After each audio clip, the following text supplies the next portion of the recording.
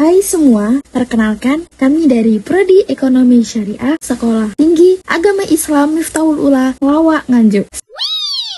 Saya Maya Komariatul Ardiana dan teman saya Jalaluddin Effendi. Kami akan membahas terkait suku bunga dalam mata kuliah Teori Ekonomi Makro dan dosen pengampun Pak Aan Nasrullah. Bab yang pertama, kita membahas terkait konsep dasar teori tingkat suku bunga. Suku bunga adalah tingkat bunga yang dinyatakan dalam persen, jangka waktu tertentu, per bulan, atau per tahun. Suku bunga dibagi menjadi dua, yaitu suku bunga nominal dan suku bunga real. Rumus pada suku bunga, rumus penghitungan tingkat suku bunga nominal dan real. Wow. Bunga adalah tambahan pembayaran yang dikenakan kepada pihak peminjam oleh pemberi pinjaman. Tingkat suku bunga. Menurut pandangan klasik, tingkat suku bunga ditentukan oleh tabungan yang tersedia dalam masyarakat dan permintaan dana modal untuk investasi. Suku bunga terbagi menjadi dua, yaitu teori klasik dan teori Keynes. Fungsi klasik adalah fungsi tingkat bunga.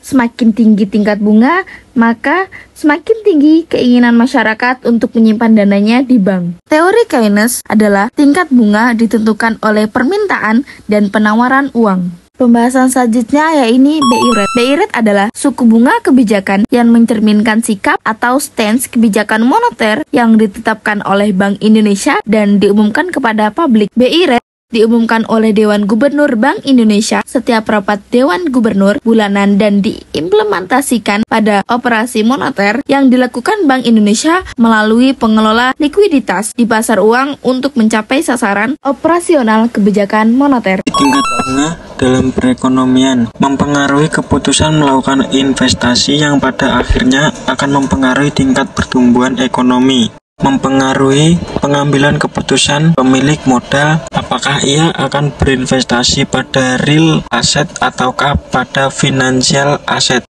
Mempengaruhi kelangsungan usaha pihak bank dan lembaga keuangan lainnya. Mempengaruhi volume uang beredar. Pilihan waktu melalui tradisi keputusan pemerintah dan pilihan individual. Yang dimaksud dengan cara tradisi adalah masyarakat melakukan pilihan atas dasar apa yang dipakai nenek moyang tanpa adanya perubahan dan selalu berulang. Dampak sistem perekonomian berbasis bunga ada 4. 1. Krisis keuangan. Dikapel antara sektor real dan sektor moneter. 3. Menyebabkan terjadinya konglomerasi kekayaan. Kesenjangan ekonomi. Sampai sini dulu ya. Semoga bermanfaat. Yuk diskusi di kolom komentar.